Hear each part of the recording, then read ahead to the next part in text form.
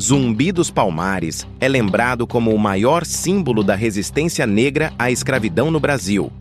Herói nacional, ícone da liberdade, nome de feriado, ruas e escolas. Mas quem foi Zumbi antes do mito? O que eram de fato os quilombos? E até que ponto a história que aprendemos corresponde aos registros históricos? Hoje vamos separar lenda, símbolo e realidade documentada. Muito antes de Zumbi se tornar um símbolo nacional, já existiam os quilombos.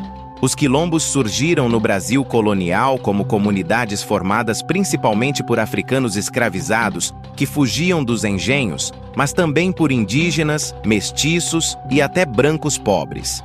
Eles buscavam autonomia, proteção e sobrevivência em um sistema marcado pela violência extrema da escravidão.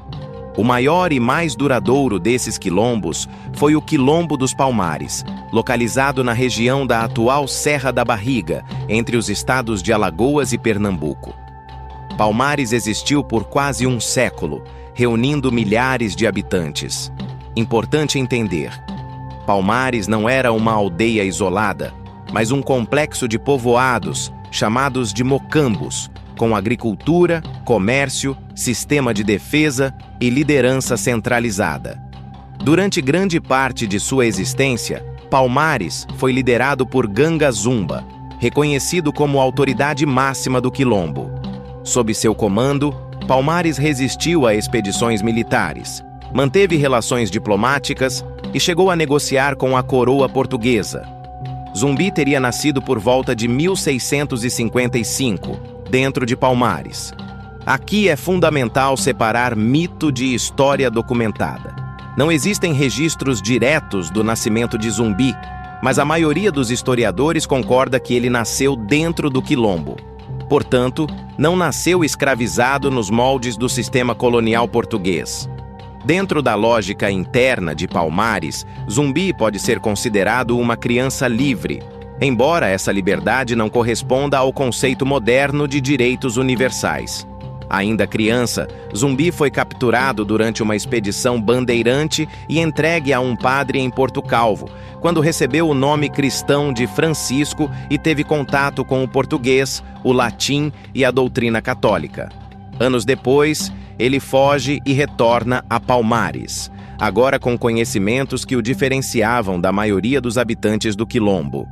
Com o tempo, Zumbi se destacou como líder militar.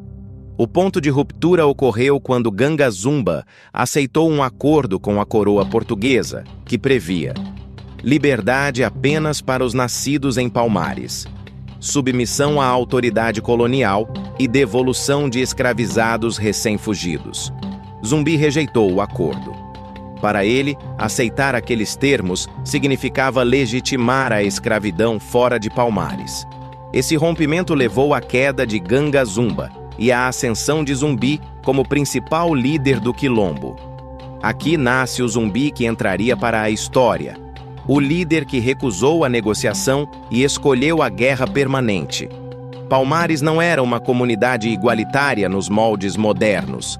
Pesquisas históricas indicam que o quilombo possuía hierarquia social, liderança centralizada, organização militar rígida e punições severas para transgressões internas. E é aí que a pureza da narrativa acaba.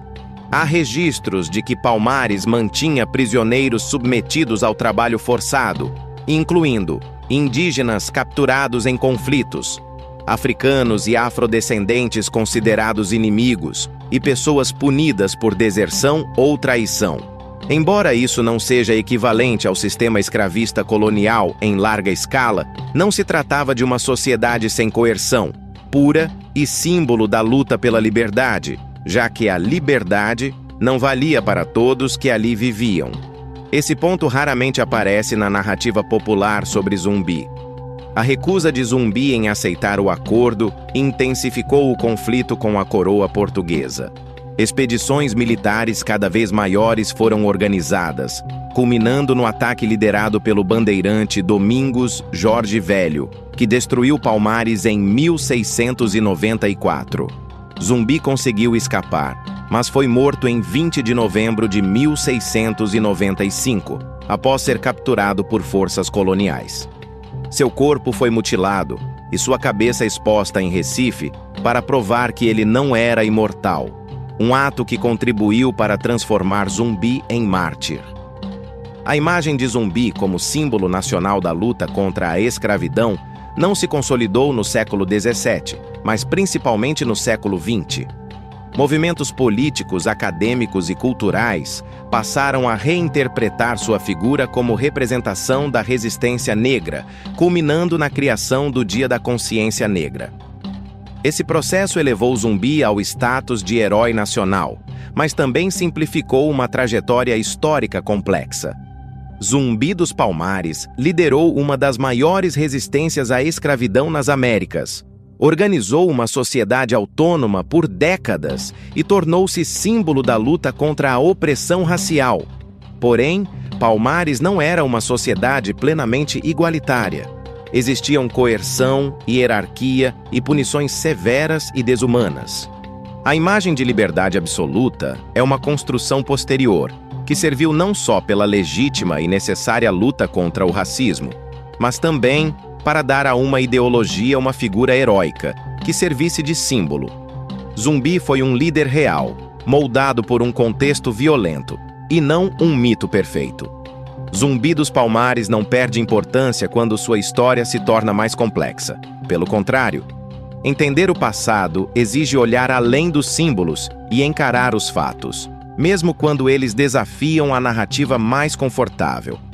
A história não é feita de heróis absolutos, ela é feita de seres humanos. E no próximo episódio da série O Lado Oculto, vamos analisar Mahatma Gandhi. Se curtiu o vídeo, já sabe, deixa o like, compartilha e se inscreve para apoiar o canal.